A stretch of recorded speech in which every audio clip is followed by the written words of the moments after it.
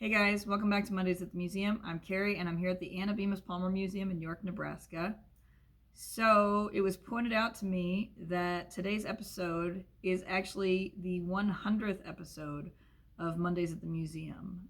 So a special shout out to the 101st Airborne at Fort Campbell in Kentucky for pointing that out.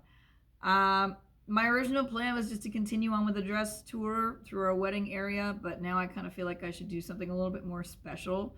There was a lot of different ways we could go. We could highlight some of our favorite videos. I could talk about the obscure objects that I have found.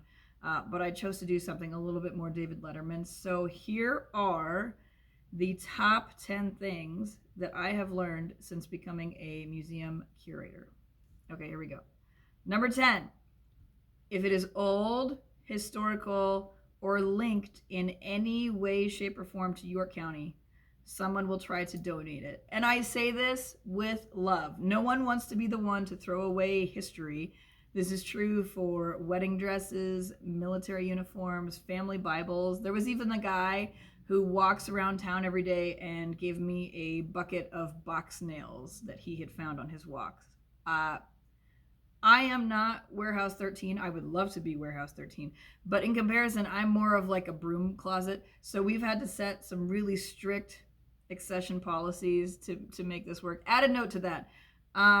If I pause too long when someone is here discussing, donations, that somehow is followed with, you seem interested. I've got 50 more boxes in the car. Should I go get them right now? Number 9. Becoming a museum curator also automatically means that I am now the town historian, a junk appraiser, and the Ancestry.com helpline. Last week I got a call from some guy in Nevada about his great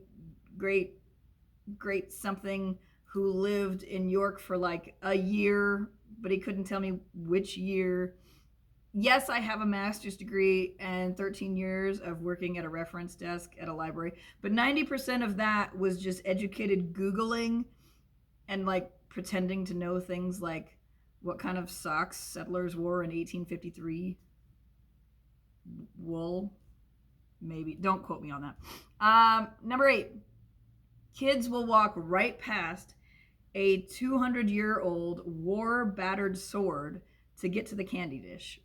We could have Abraham Lincoln's actual stovepipe hat, and I would still get a, hey, can I have some of this candy? Some of them have learned how to fake appreciation, and they're like, wow, that's really cool. But then that's usually followed up with a, do you have any Skittles? Number 7, every item has a backstory. Some of them are heartwarming, and some of them haunt my dreams. In the corner of our basement is a pile of shadow boxes that are filled with human hair. And not just human hair, but hair twisted into wreaths and decorations and other designs. I love that someone looked at a pile of hair and was like, you know what we could make with this? I know that my goal, and I spout this continually, is I want to display every single item we have, no matter how small. But what theme do you use for that? Like tangled emotions, or from scalp to scrapbook, when grief and glue guns collide. I think my personal favorite is either because therapy wasn't invented yet, or what in the 1800s is that? Number 6, deaccessioning items, like removing them from the collection, sounds easy until someone tries to get rid of the butter churner. Listen, I know that I have 12 of these things, and that one's cracked, and that one was like a potted plant for 20 years. But you just never know, because someday I might need each and every single one of those when I finally get the opportunity to do If I Could Turn Back Time.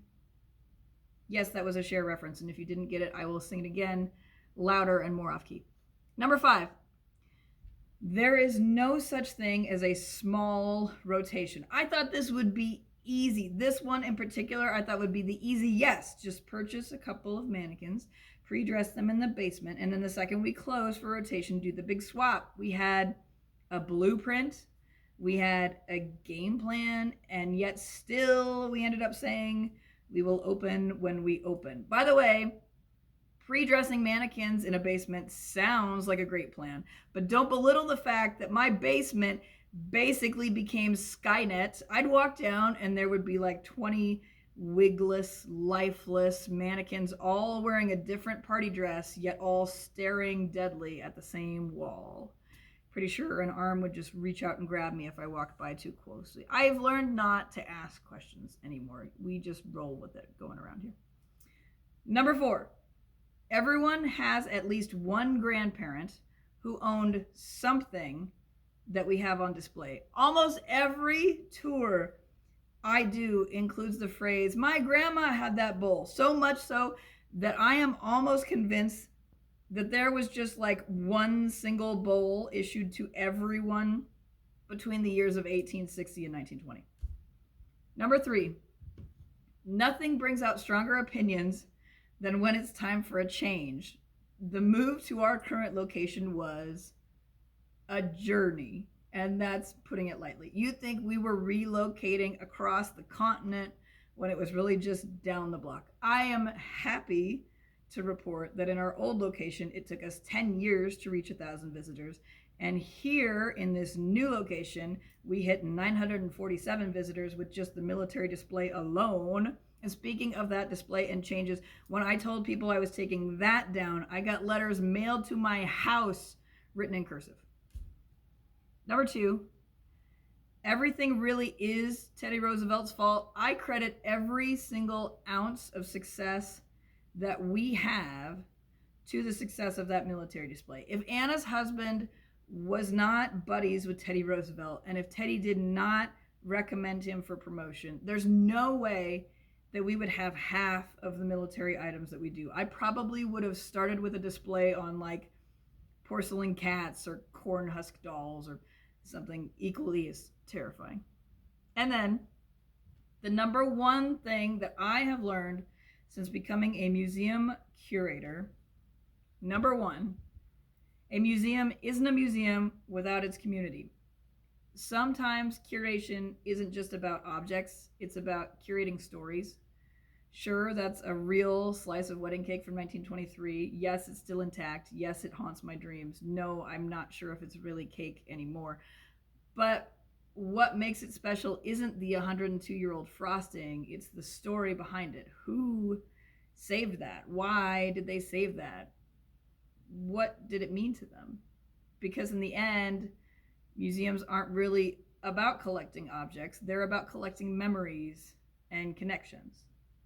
Those are the kind of things that matter enough for someone to wrap something up and never throw it away. And respectfully, that slice of wedding cake has outlasted a lot of marriages, okay?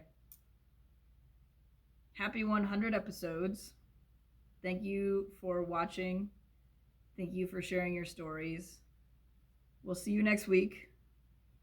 Same museum, slightly different hair wreath.